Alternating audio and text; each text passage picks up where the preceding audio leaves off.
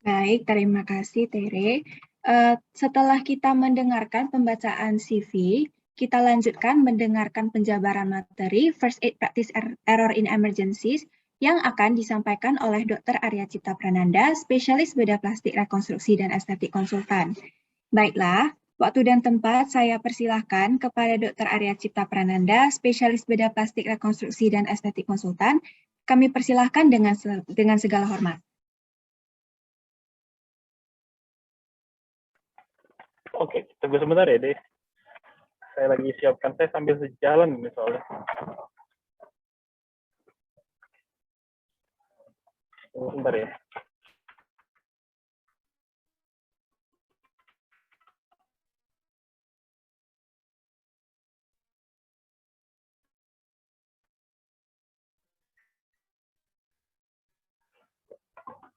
Udah terganggu. Saya lagi di luar kota aja.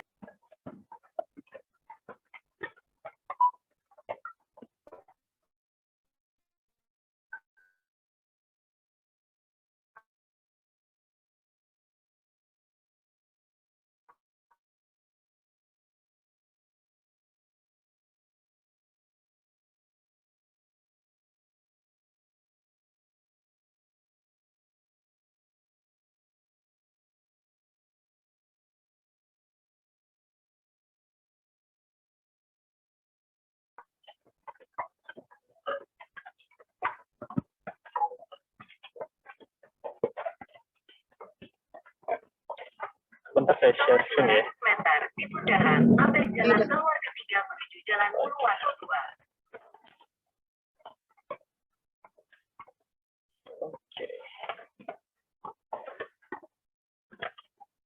Ini dan satu lagi ternyata saya ini berbicara dengan adik-adik dari ini SMA ya. Iya, benar, Dokter. SMA Nama Santo mananya? Thomas. SMA Santo Thomas, Dokter. Santo Thomas. Oke. Ya mudah-mudahan dari Santo Thomas ini ada banyaklah calon-calon dokter nanti berikutnya ya. Iya, Dok. Oke, kita share dulu ya.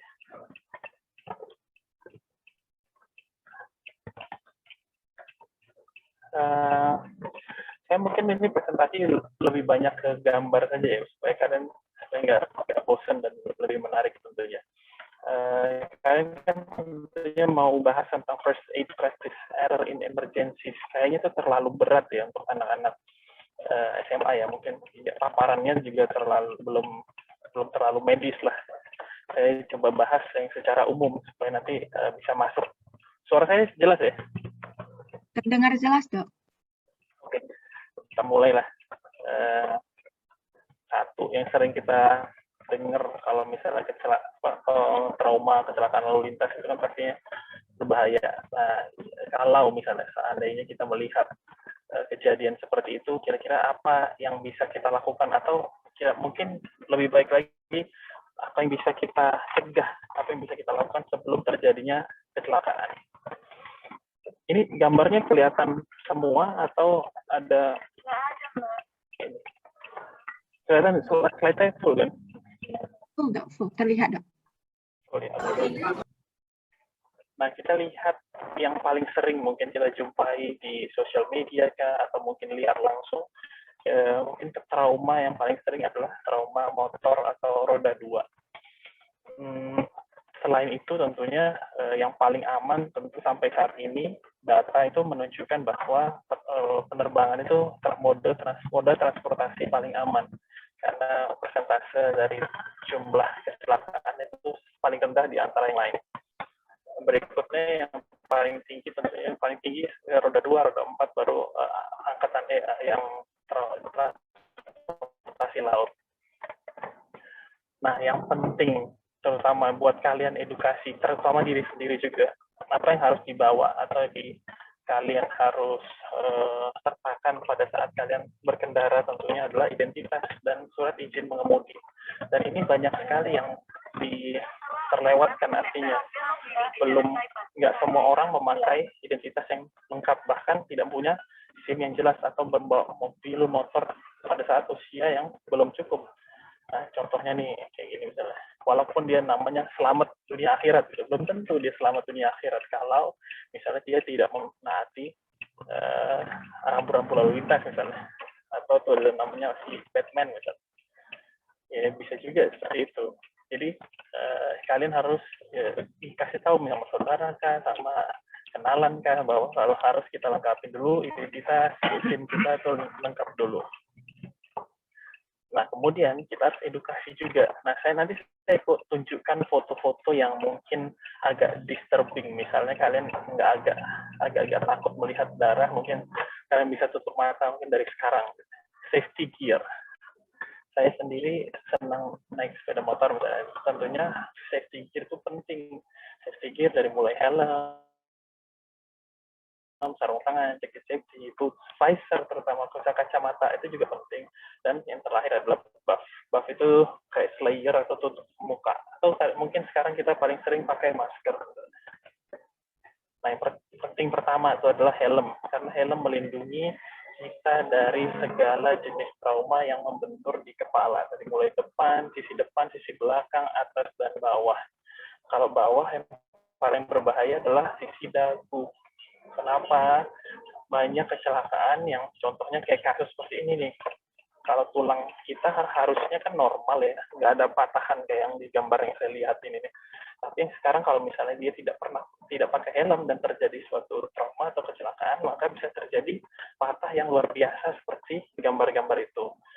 Kalau misalnya udah patah seperti itu, apakah bisa dioperasi? Ya bisa, tapi ada bahaya, ada susahnya juga kalau misalnya traumanya itu sudah terlalu berat sehingga harus operasi yang durasi lama, dan juga masa recovery atau masa penyembuhan itu tidak bisa cepat. Artinya semakin berat traumanya, semakin lama juga penyembuhannya. Kira-kira seperti itu. Nah, ini contohnya. Ini remek, bukan, kalau saya bilang bukan patah lagi, tapi remek. Karena udah hampir nggak kelihatan mukanya. Masih ada untungnya. Untungnya gigi bawah masih utuh. Kalau orang Indonesia kan gitu kan, wah untung ya, untung masih ada giginya ya, atau untung nggak ompong ya. Orang Indonesia bagusnya adalah selalu melihat keuntungan dari setiap situasi. Jadi itu bagusnya kita di Indonesia. Nah, contohnya kayak ini dia kecelakaannya. Ini anak usia di bawah usia mengemudi lah, di bawah 15 tahun, mau nabrak styling HT, jadi pecahan kacanya mengenai wajahnya seperti itu, dan kayu-kayu dari stylingnya itu menghancurkan wajahnya menjadi seperti yang di gambar sisi kanan. Jadi yang sebelah kanan itu namanya CT scan 3 dimensi. Nah, kalau yang kiri adalah foto klinisnya. Jadi kalau untuk ada namanya golden standard dalam pemeriksaan di kedokteran, untuk trauma wajah, golden standardnya adalah CT scan, seperti gambar yang saya tunjukkan di sisi sebelah kanan. Nah, ini si anak tadi setelah 3 bulan. Jadi kalau apakah hasilnya bisa bagus 100%, saya selalu bilang dari awal, kalau luka itu tidak bisa hilang 100%, tapi kita bisa paling mendekati kurang lebih 90-80% itu masih bisa. Tapi kalau 100% kembali itu sangat susah, karena itu masih ada bekas-bekasnya tentunya seperti itu. Nah, ini juga contoh kasus, tapi kalau kasus yang seperti ini, kasus yang patah yang simple, yang nggak terlalu berat. Nah, ini masa recovery-nya cukup cepat. Ini juga, ini cenderung simple, yang tadi yang berat yang pertama. Nah, biasanya orang tanya, apakah yang kita gunakan dok misalnya untuk operasi? Maka yang kita gunakan namanya plat. Jadi plat dan baut atau mur bahasa Indonesia. Jadi kalau bahasa Inggrisnya plate and screw. Jadi kalau bahasa Indonesia mungkin baut sama mur gitulah kira-kira. Nah, contohnya juga robek di wajah, di atas di dahi, di sudut bibir, contohnya jadi compang-camping. Jadi mulutnya tadi yang harusnya ukuran normal jadi lebar kayak mulut ikan misalnya.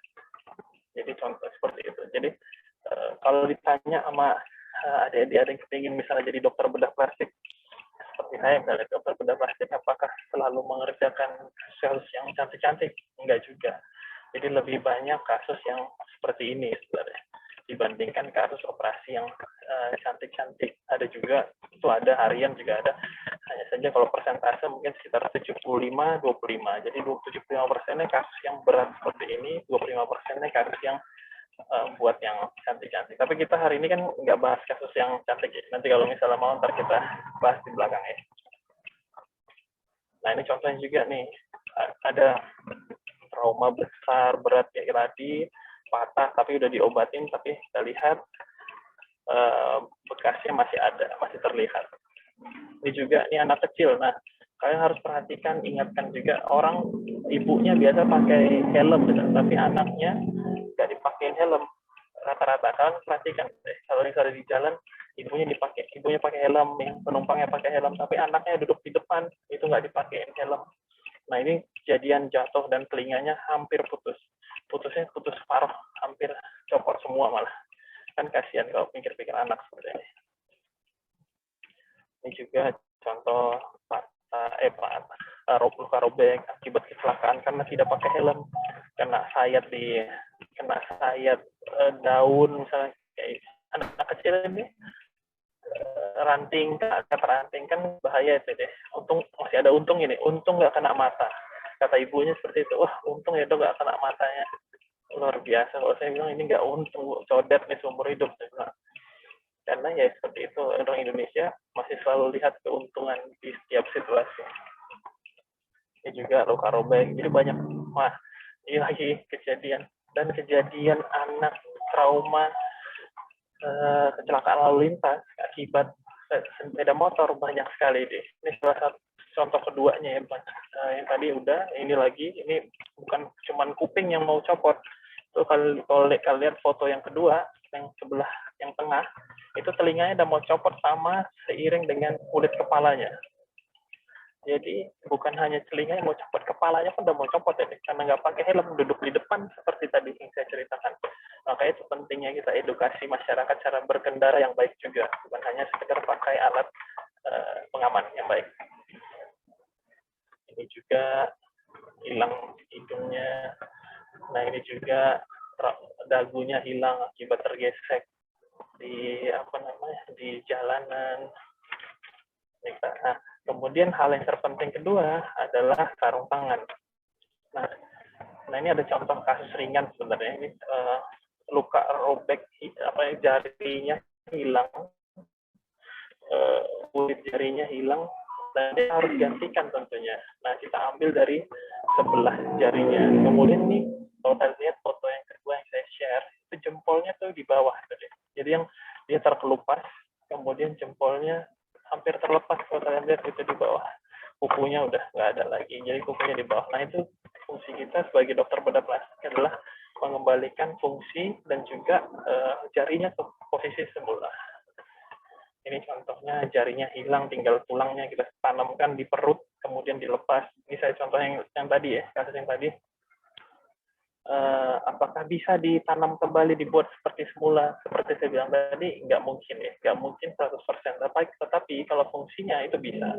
Nah ini yang jaringan yang udah mati, kukunya tadi yang udah rusak, itu kita lepas, kemudian kita tanam jarinya itu, yang jempolnya tadi kita tanam ke selangkangan, kurang lebih selama 3 minggu. Nah setelah 3 minggu, dilepas dari selangkangan, kemudian itu tadi seperti gambar paling kanan, itu kita lihat dia kayak sosis, jadi nggak ada lagi kukunya, tapi fungsinya terus kembali normal seperti biasa. Mungkin dari gambar-gambar ini kalian mungkin banyak bertanya ini dan itu, nanti mungkin bisa ditanya di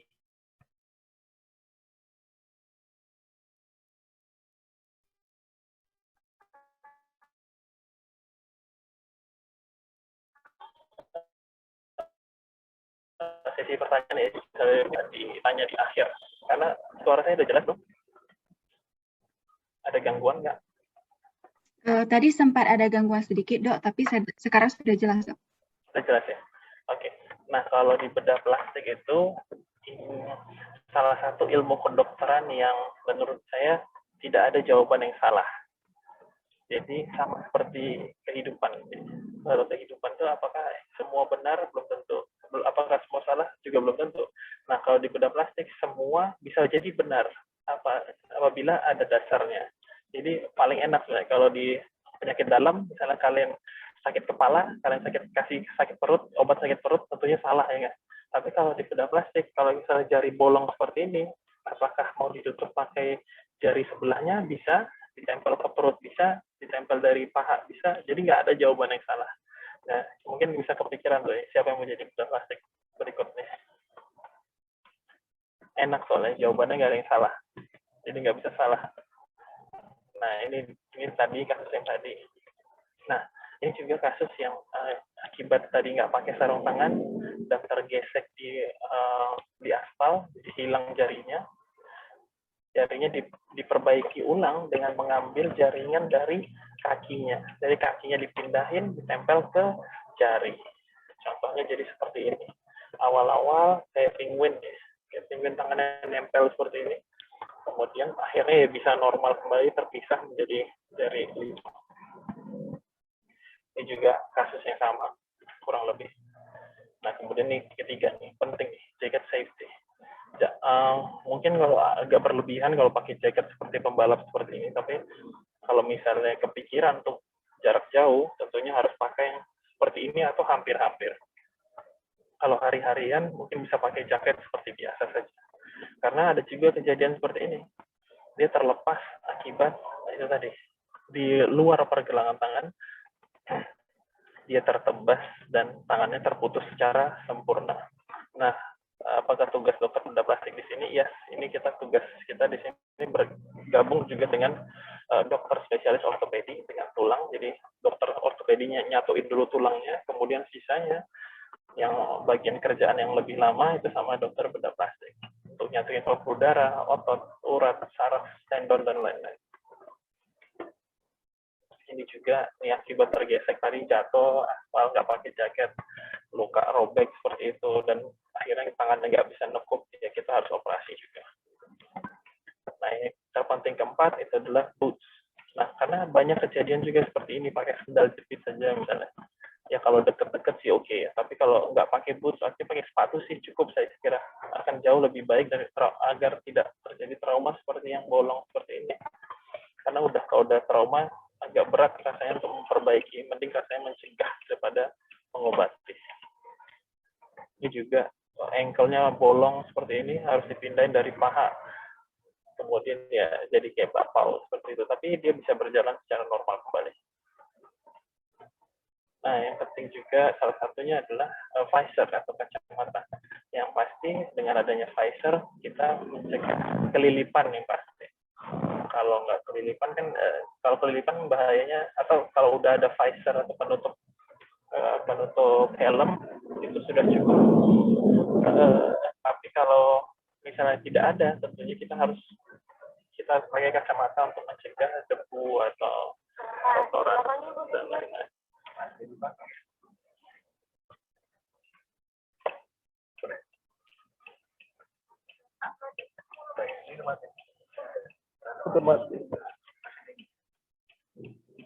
ini contohnya juga. Kalau kita nggak pakai visor, misalnya sesuatu terkena di bagian wajah, tentunya berbahaya yang kena trauma sekitar mata. Ini anak kecil juga. Banyak sekali sih kejadian akibat kurangnya pengetahuan orang tua untuk anak-anak tadi, untuk keamanan anaknya sendiri.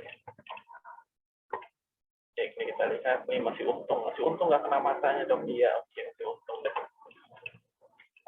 Ini juga penting, yang terakhir adalah buff itu mencegah ya seperti ini. Kalau misalnya helmnya full face tentunya aman ya, tapi kalau misalnya dia half face bisa terjadi seperti kasusnya ibu ini juga.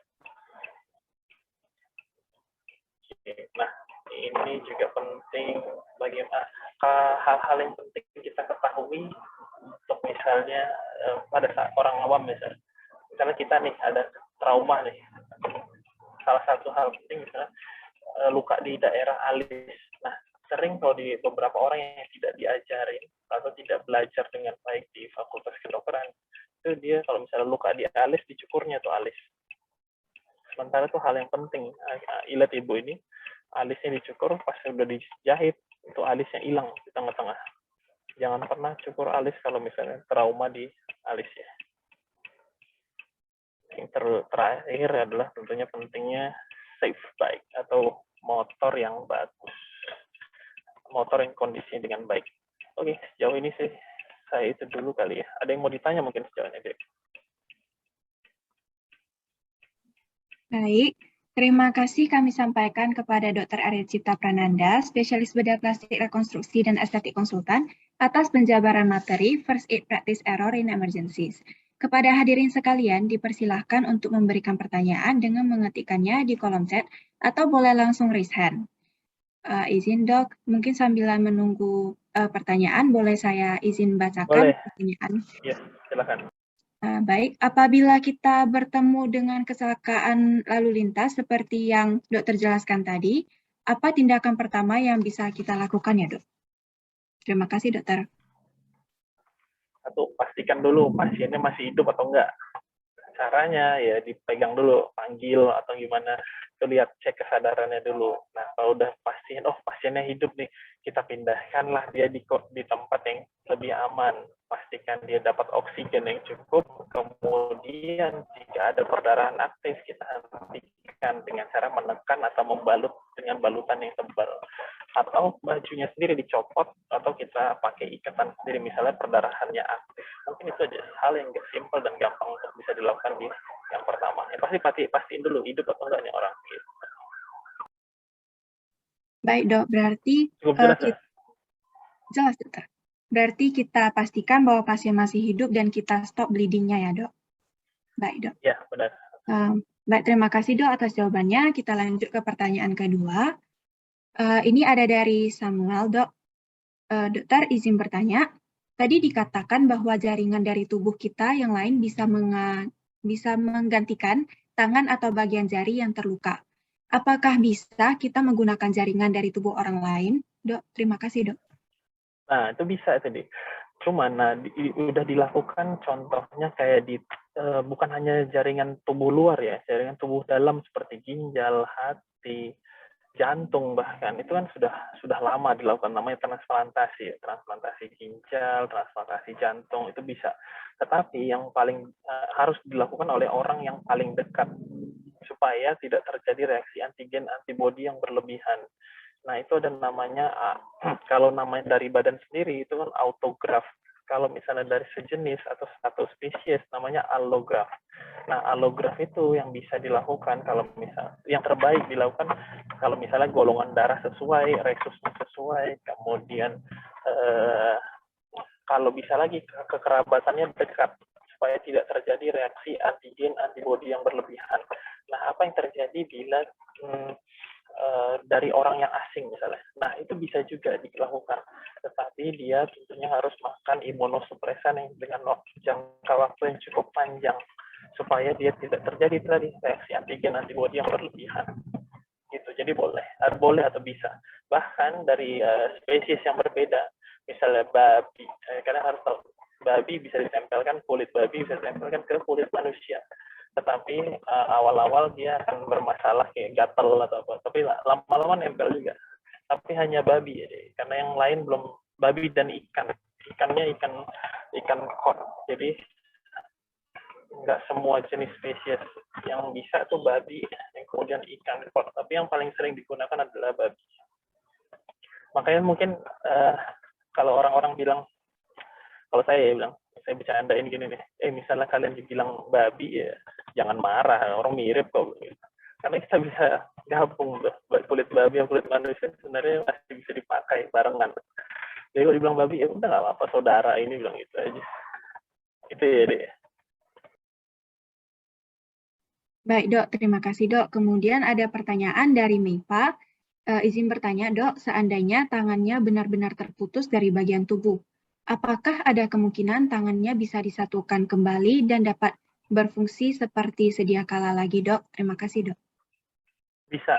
Kalau misalnya dia disimpan atau dilakukan preservasi jaringan dengan cukup baik dalam waktu 6 jam. Jadi kita hanya punya golden period, itu 6 jam. Artinya misalnya dari mulai kejadian terputus, sampai kita tanam kembali itu dalam waktu 6 jam. Itu fungsinya akan jauh, bahkan bisa kembali seperti semula, tentunya dengan rehabilitasi atau fisioterapi yang baik juga, bukan hanya sekedar tanam pasang gitu ya. Jadi harus fisioterapi lagi, latihan lagi, itu tentunya bisa. Tetapi kalau misalnya dia udah lewat 6 jam, itu kemungkinan jaringan menyatu dengan baik itu makin lama makin berkurang.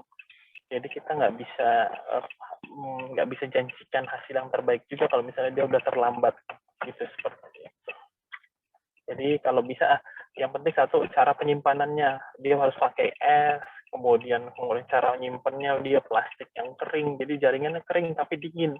Nah itu kalau kita tahu dari awal cara penyimpanan yang baik, nah, misalnya ini biasanya diajarkan di perusahaan-perusahaan besar yang berhubungan sama tenaga kerja yang cukup banyak dan berbahaya, itu biasa sadar akan seperti itu. Tapi kalau misalnya tidak diajari dengan baik, tentunya makin terjadi resiko delay, resiko delay tidak disimpan dengan baik, kemudian masa kirimnya cukup panjang, itu yang buat resiko untuk kembali seperti semula itu agak berat. Jadi gitu. Kalau misalnya dia cepat penanganan, kemudian cara simpan baik, itu kemungkinan baik, kemungkinan sembuh dengan baik juga tinggi. Baik dok, terima kasih atas jawabannya. Kemudian ada pertanyaan lagi dok.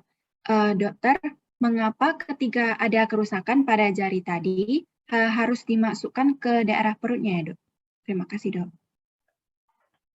Sebenarnya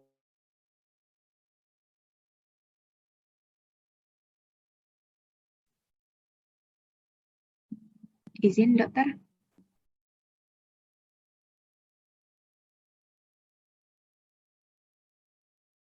pasien terasa nyaman misalnya. Saya harus kasih tahu dulu, saya tempel kemana nih, tangannya soalnya selama 3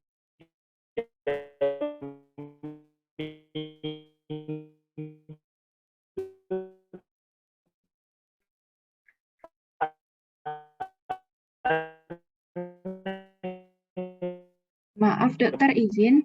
bergerak, nempel seperti itu terus.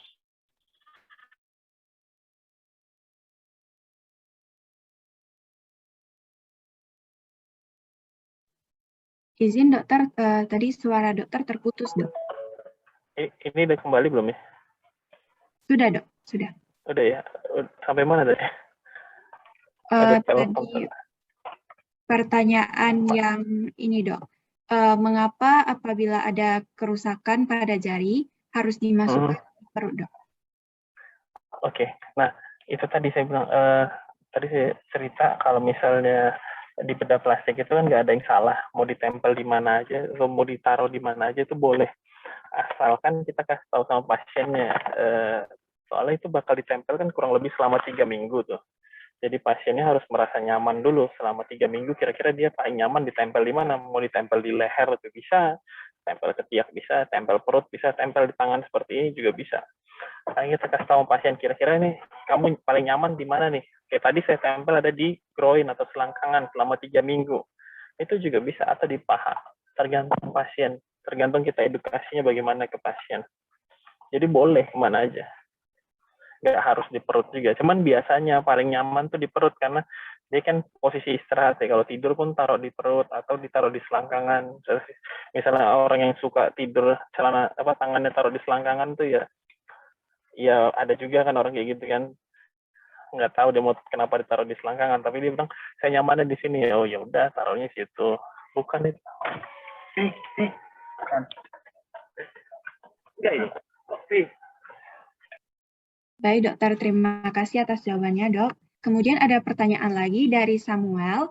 Izin bertanya dok, jika ada kejadian seseorang yang kehilangan jaringan atau kulit di bagian wajah, apakah bisa diambil dari bagian tubuh yang lain atau hanya perlu dijahit saja dok? Terima kasih dok. Maaf coba diulang. Baik dok, apabila ada kejadian seseorang yang kehilangan jaringan pada bagian wajah, apakah bisa diambil dari bagian tubuh yang lain atau hanya perlu dijahit saja dok? Nah, tergantung kehilangan jaringannya itu seberapa besar. Kalau misalnya bisa ditutup dengan jaringan lokal, artinya misalnya, nah kalau di bedah plastik itu ada prinsip gini, replace like with like. Artinya kalau misalnya kehilangan jaringan dari kepala, ya tentunya kita bagusnya ambil dari jaringan kepala juga untuk tempelinnya. Kalau di tangan, ya ambil dari tangan juga.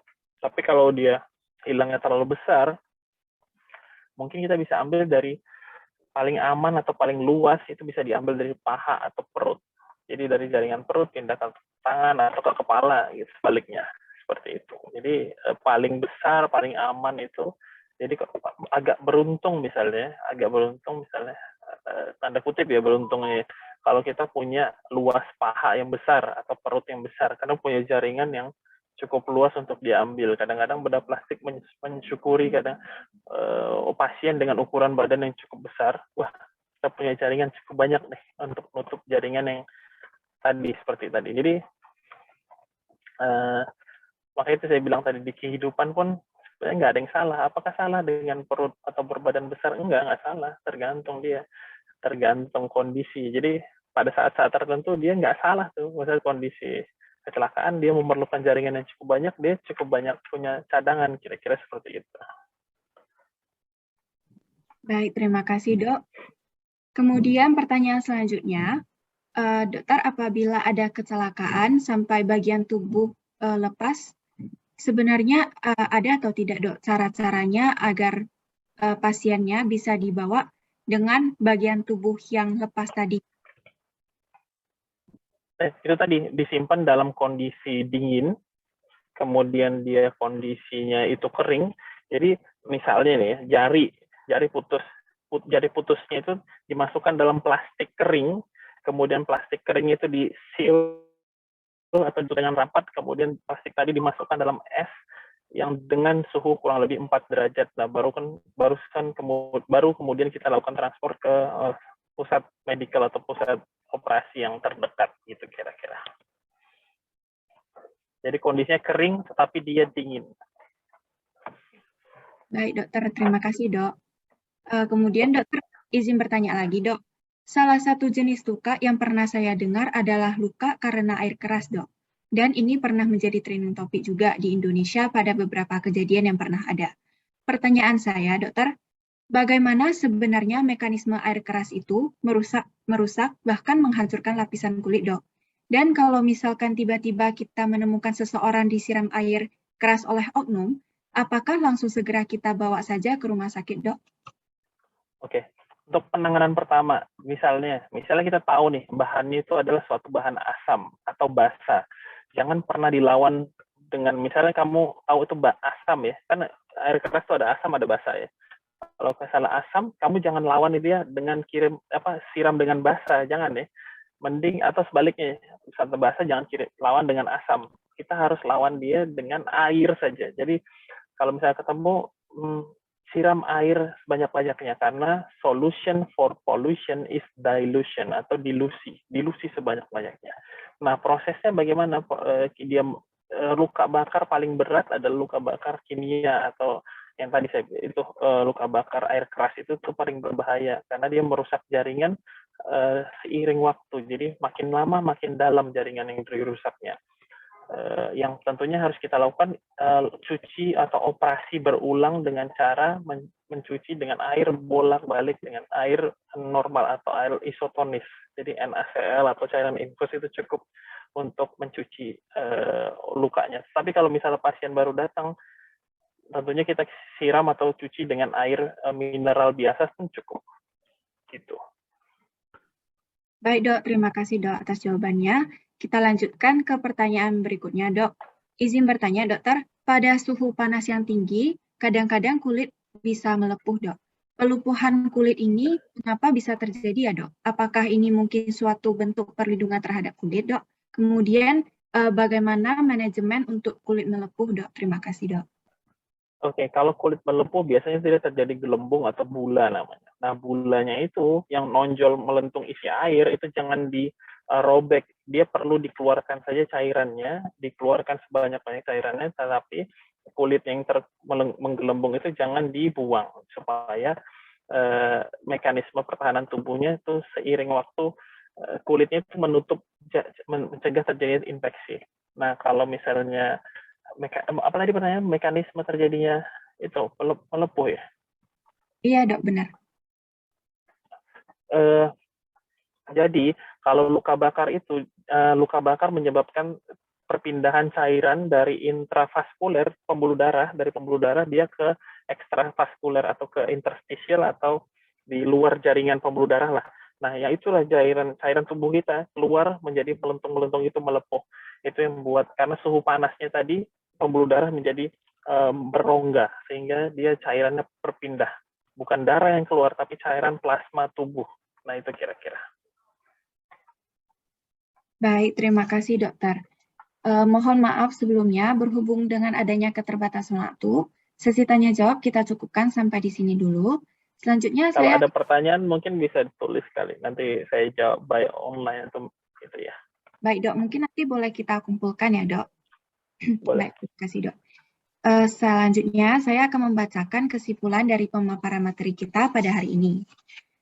Bekas luka yang didapati akibat trauma tidak bisa hilang 100%, maka dari itu pentinglah tindakan pencegahan. Pencegahan utama pada kecelakaan lalu lintas adalah dengan selalu memakai alat perlindungan diri atau safety gear yang lengkap seperti helm, gloves, jaket, boots, kacamata, dan buff.